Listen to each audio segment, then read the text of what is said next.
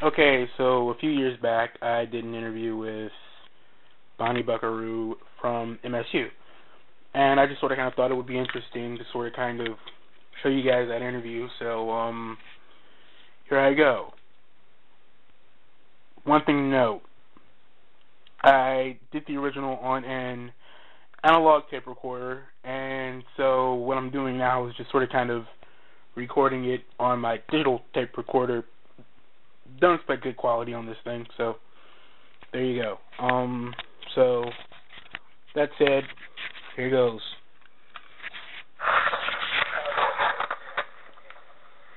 You can move anything on that chair. I don't think there's anything on it, is there?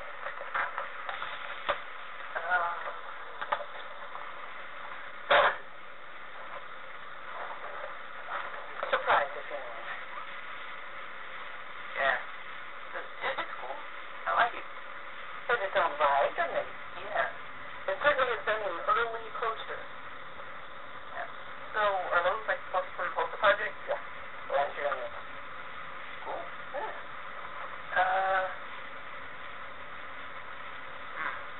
I You don't. need something first. What do you want to do in life? What is your plan? Right now I have no real clue. I'm Oh. taking journalism classes, and I'm a journalism major because I want to write. Okay. But the more I write for Journalism 200, the more I kind of figuring out that that's kind of not what I want to do with my life. But at the same time, I don't know what else I really want to do. Is this a RAC course? Hmm? Is this a course that you're taking in writing and rhetoric? Journalism 200. This is okay. Because RAC also assigns students to go get a profile of a professor. So I thought maybe, because sometimes students, if they find journalism chafing, look at RAC. And I just wondered if you were doing RAC courses. Some stuff I've written. I haven't really proofread it yet. But, I don't know. Fiction? Some fiction, mostly poetry. Oh, okay. I kind of was reading it before I came. I kind of almost cried because I read something that I wrote, like, right before I graduated from high school, and I think I've gotten worse. Like, I read it, and Oh, it's like, that's scary. yeah, I read it, and I was like, this is amazing. I can't believe I wrote this. And I'm like, and this is what I'm writing now. Oh, crap. I hate my life. It's a bad spot to be in. I've had that happen periodically. It's usually because you're going through some period where you're just having to grind it out. You had a really good style going. Make sure that you keep writing in those things. It's on that note. Yeah. How about you? How did you sort of start learning about writing? I know you talked about in class how you ghostwrote for this dude. I think you said in high Rich school. guy. Yeah. Hired us out of high school, two of us. We were basically the poor kids who weren't going to get to go to college if we didn't have some way to get subsidized. I had grown up poor, but my dad had gotten rich in the meanwhile, but he didn't think girls needed to go to college, so I didn't need scholarships because he made too much money, but he didn't want to send me to school, so I was really in a bind. And counselor at the local high school picked two of us, and we were hired to write a biography of Edward O. Marsh, this educator in Jackson, Michigan, and write about his life. And it was really a fascinating project. Fire about a week before we were supposed to start. And so I ended up being the only one to research and write the book. And I spent the next 7 months doing the research. I had to read every newspaper in Jackson, Michigan, every day. It turned out there were 7 of them mostly, and 13 sometimes. It got down to 3 by the 1930s. But I had to read every page of the newspaper on microfilm in order to see if I could find his name. This was long before the era of Google searches. We can't believe how happy I am to see Google searches. And it was a fascinating project because I learned all about life in a small town by reading these newspapers from that era, and it allowed me to flip days and nights, which worked really nicely. So I would work, go to the library, come home, do all my notes, go to bed at 7 in the morning, get back up, take classes in the afternoon, and then do that again. It was a great life, and I realized I really want to do something like this for a living. And over the years, I've been very fortunate that for one book or clip, people have given me a chance to write. I've done a number of books and magazines, won a National Magazine Award, had a chance to do some fun stuff, fascinating. Yeah, I keep thinking.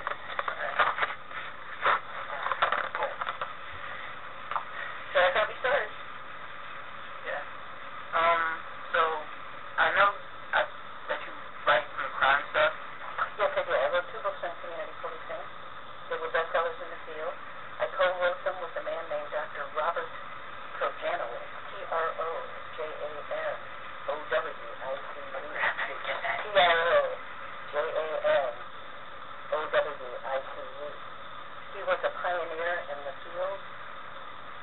grown up in a violent inner-city neighborhood and was very concerned about issues of crime and violence, and he invented, was Enough and Abandoned, but it was a great idea, and it made a significant difference in policing in the United States for about a decade, but it's pretty much fallen into disrepair. I really want to talk to you about it. I know you help students with publications and like Spartini, I think. Spartini, Spartan Edge, yeah, and Spartan Weekly. So I wanted to talk to you about how those came about. Like, how did the students approach you? Well, Spartan Weekly came about because Matt Lieber, Lieber, brilliant guy. He fell in love with the publication The Onion, and he wanted to do something like that. Faculty advisor. And so I was, and he said, you have all the right qualifications, Bonnie, you're the only one who'll do it. So I was his faculty advisor.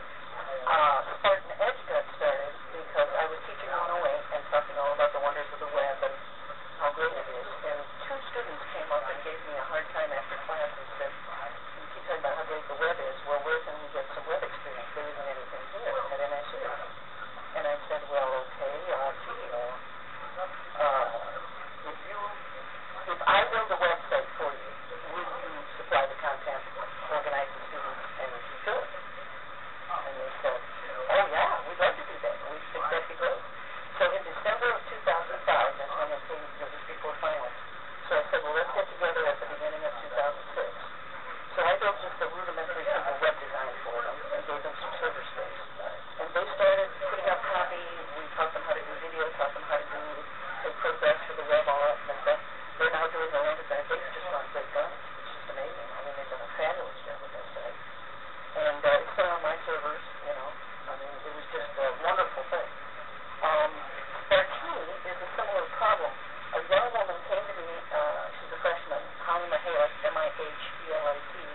She came to me last year and said, I really want to start a fashion magazine. And I said, well, if you have an extra $1 million laying around to start a print magazine, that's about what it's going to take. But I said, if you want to start one online, I'd be willing to help you and teach you what you need to know to put it online, and you could do that for about $200 a year.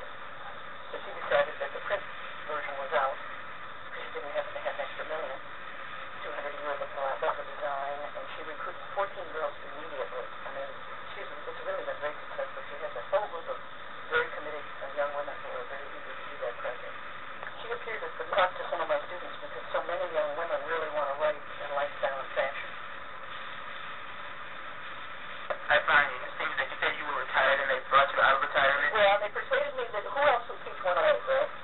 I mean, I decided I wanted to retire, and I did a whopping 36 hours worth of heavy duty making, and I woke up and I said, yeah, I want to do it. Of course, that's July 1. But they didn't really have anybody who had had a chance to prepare for 108. And that's the class. That's a hard class to get somebody to do. So they said, well, if you're willing to teach one more semester, you can always retire. Because they didn't really have anybody to fill in for that class. I really do love teaching, but it's really time for me to move on and do other things. If you wouldn't mind talking a little bit about your family, your daughter, who you said died. She died, stepdaughter. She died at 34 years old, alcoholism and bulimia. That was husband number 2. Very early, very often, got 3 of them. So, yes, husband number 1 died of cancer, very young. Number 2, now I'm number 3. Number 3 is great. Really like number 3.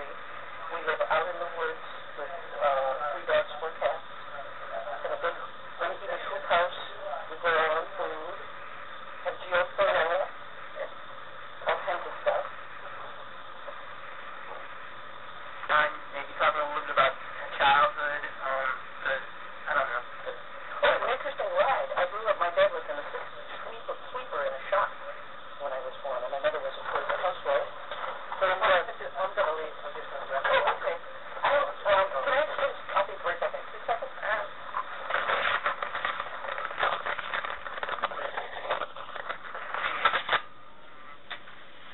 So you said your mother was a housewife? Yes. She's very smart. She wanted to do a lot of things with her life, but in an era where women had very few opportunities. My dad rose up the ranks of the place where he worked, and by the time that he retired, he was executive vice president of a drop forge in Jackson, Michigan. So I kind of went along from the ride. I was a social class. Cool. So, where did you, could you, name, different places where you lived? Yeah,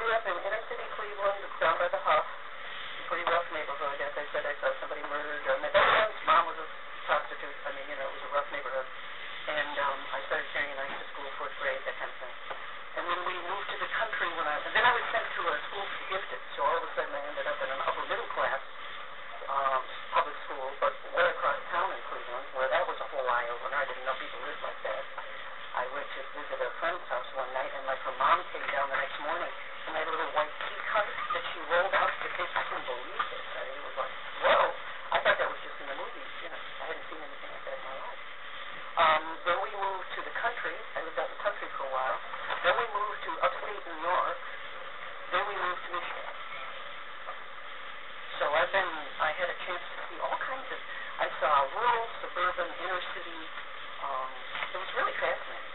I mean, though it was a tough childhood, I would recommend it to anybody because it was really interesting to be exposed to so many different kinds of walks of life. Cool. So I kind of wanted to ask you that you've written for a lot of publications. I was wondering if you could like name some of them and sort of talk about which ones you really liked, and which ones you sort of you might not have liked or you might have just had to work for. Terrible time with Ms. Madison. My nemesis. You asked a question about being shy in class, right? Yeah. That was a really good question. It was. It was, really. And because I've been shy my whole life. I mean, You? oh, absolutely. I'm still shy. I didn't know You that. don't really know that. No. To other people.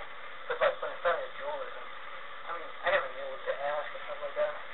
But the answer they gave, like, repeat, just do it. That's all you can do it. I mean, but I thought it was a really good question for someone who said that you were shy. I thought you were exaggerating how shy you were, just to make you feel good. No, you really were shy. Oh, I'm shy. All right, sorry to interrupt again. Bye-bye. Yeah. The magazine's a terrible time. I worked with an editor who kept insisting that more women were murdered each year than men, and it doesn't happen to be true. I was working on an article about violence against women, and she said, well, women are the majority of homicide victims, but I said, well, actually, they're not men. So, I can't just change the numbers because it fits your political point of view. You want to believe that women are disproportionately victims, and they're really not. Men are actually quite willing to kill other men. Women are willing to kill men. Lots of men get killed. Maybe a lot of men deserve to get killed. I don't know, but there's more men killed every year than there are women. And we get into this huge tussle, and she wanted me to change all my stories to reflect the fact that women were disproportionately the victims. And I just refused to do it. And I finally told her that I would rather chew tinfoil than talk to her anymore. That was the end of our relationship. But I've written for women's magazines, runners magazines, car magazines, op-ed pieces, Christian Science Monitor, New York Newsday, quite a few for the Detroit News in the past. Used to write op-ed pieces for the Detroit News. At the Detroit News? Yes, they do. Yeah, so what's that experience like? I mean, I love blogging. I think it's a great thing. I mean, I think it's very creative.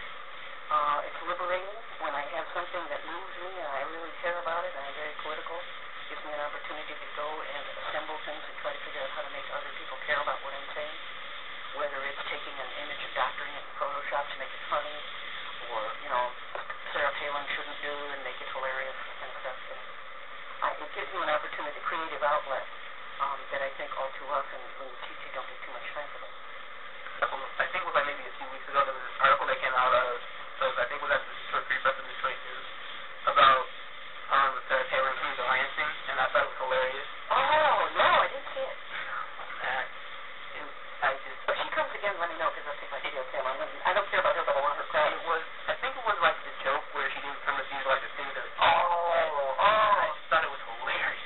Oh, funny. I love that stuff. Yeah. Make a better columnist, and I make a better feature writer. I think that breaking news, there are people who just live, eat, sleep, and breathe breaking news. But I think, unfortunately, our culture right now, that's going to be sort of the entry-level job position and the sort of worker bee position. If you can write well, that's going to be far more likely to have a higher paying career. And for Congress, I think. It's a hit, Green Party, 2000. So what was that like? I had the first campaign blog by any person running for federal office. It was interesting because I didn't run with any expectation of winning or doing well.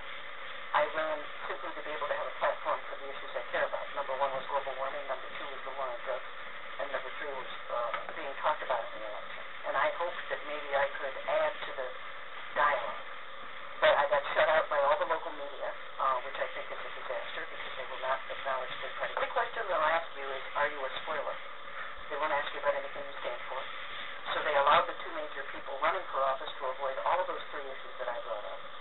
But I was able to blog about it, and as I would go out and give campaign speeches, I primarily focused on high schools, and I was such a sloppy politician that I mostly spoke in high schools that weren't even in my district. I didn't care. I was just interested in trying to help young people engage with politics. I should ask this question, but it's one that I such a bit would be interesting to ask, so I'm going to. Sure. You're a journalist, and the thing that's I don't know, is it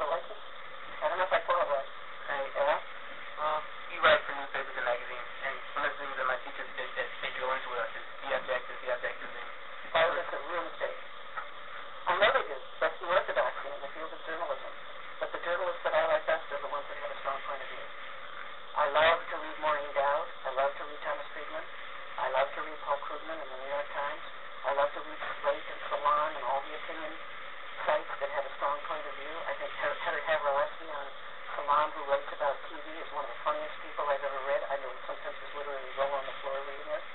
And I think that if you want to make money in this field, having a strong personality and a strong point of view is going to get you a hell of a lot further. All the basics of reporting, and there's nothing wrong with taking reporting classes. And I think that's good. And some people, that's what they want to do. But I think that's only a fraction of what journalists can do. Well, that might be weird because you're not supposed to. Yeah. Yeah, you're not supposed to. Yeah. What a dumb rule. No wonder our journalism's so bad. I mean, we've gotten into a $1 trillion war in Iraq because we didn't have any journalists standing up and giving the other side. They keep patting themselves on the back for being so objective. Well, where was all the talk about how this war is going to be a disaster? I didn't see anybody reporting that. It was in the magazines I read. And those are magazines that the mainstream press would turn their nose up at because they say, ooh, it's bad. Well, I was right. That's where I got all that information. I knew that whole thing was a phony, and then there were no WMD. Now they try to pretend everybody believes there were WMD. No, they didn't. There were a whole bunch of people out there saying, wait a minute, take a look at this article from this international press.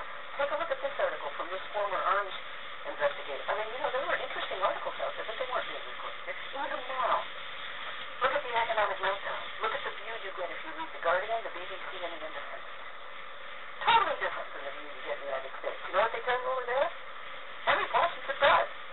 See, they have set the world into chaos with this delay that we had because they were unwilling to be socialists and buy stakes in the bank. They probably waited too long, and this new bailout may not work. We may be melting down again. But, I mean, that's why I read more widely because the British press, the independent press, the European press tends to be far more opinionated. I mean, it's Carol Brown on CNN the other night. They asked her why it was she was going after some of the things that were being said at the Palin rally. That's how you let, quite honestly, that's how you let fascism in. You need to stand up and say, if somebody says, I don't see that there's two sides to the argument that it's a really keen idea to round up Jews and put them in concentration camps. I don't think the other side gets a say in that argument. I mean, I think at a certain point you have to have a point of view. You have to say this is wrong. I guess that. But so the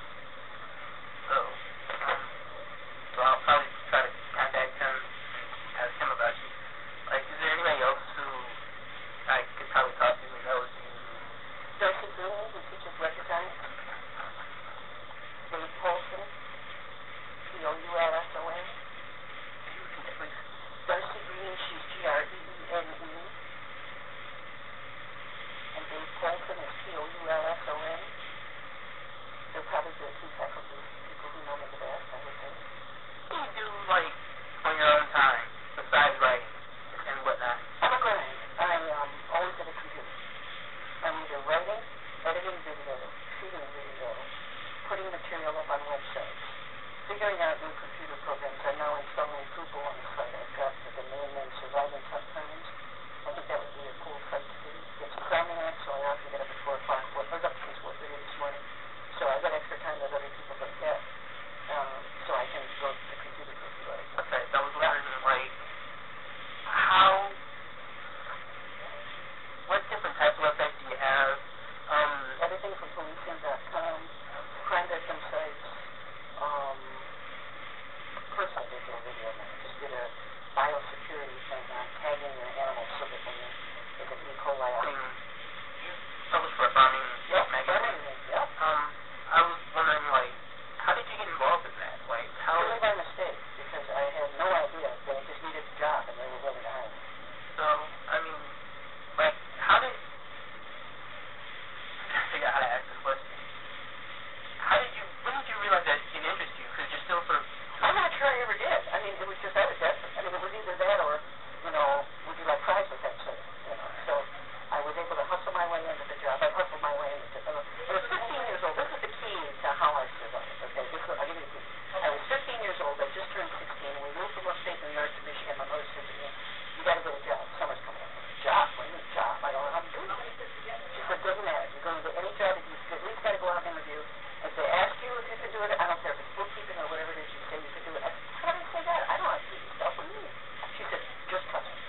So I went downtown, and the first place I went to was River, the old $5 and $9. And they had a sign in the window saying that they were looking to pay 75 cents an hour to a bookkeeper, accountant, typist. And I went to the window and said I'd like to apply for this wonderful 75-cent an hour job, part-time. And they said, oh, good. And they said, can you type? I said, yes. And they said, can you do bookkeeping? I said, sure. They said, well, you're hired. Start Monday. I didn't want to go. I wanted to lay around with sun all summer. Now I'm in real trouble. I don't know how to do any of this stuff. So I go and I say to my mother, I said, what did you do now? You got me in this big mess here. I can't type. I don't know bookkeeping. I promised these people. She said, fine. You got the weekend to learn how to type. And if they give you an electric typewriter, you say you learn on a manual. It's going to take you a while to adjust. If they give you a manual, you say you learn on an electric, and it's going to take you time to adjust. I said, what about the bookkeeping? She said, they'll show you what they want you to do, and you just take notes and remember it. She was absolutely right. A year later, when I left that job to become editor of the high school newspaper, so I couldn't work after school anymore, they said to me, would you be willing to help us interview the next person because we want to hire somebody as experienced as you? You have to bluff in life, you know what I mean? Nobody knows it when they get that first job, right? They don't. They go home and they get sick to their stomach thinking, oh my God, what have I got myself into? I can't do this stuff, Learn how to go out and do what you've got to do, because you have to try to do something interesting in life. The alternative is to have a dead-end job selling insurance someplace. Yeah, please don't want to do that. Nobody thinks down these they can do it. You know that half the presidents we've had go home at night and think they're a fraud, and half of them aren't. But this is the job. So, that's my philosophy in a nutshell, right there. what else could you kind of ask you? I don't want to walk out of here without, I don't know. Is there anything else you think that I could offer? Yeah, that's always a good question to ask the person. It's been a good interview. You've done a good job. And it's always good to say to the person, is there anything else I'm missing? Because it's hard in the dynamics of an interview to know what else to ask. I think about the only other thing that I would touch on is, what am I going to do in retirement, right? Yes. And I just figured, I did the rough calculation there, and I figured that I probably have about 20 years maybe, 20, maybe 30, that would be an outside strength, who knows what, and I might just be grueling, just to figure out how many books and websites and videos I could do by then. I just think it's a really interesting era, and when I have the time to be able to do all these things, I just think I'm really looking forward to it. It is very exciting. I still don't think we've figured out how to tell stories online in the best way. I think that thing like the Las Vegas song that I showed you, that kind of those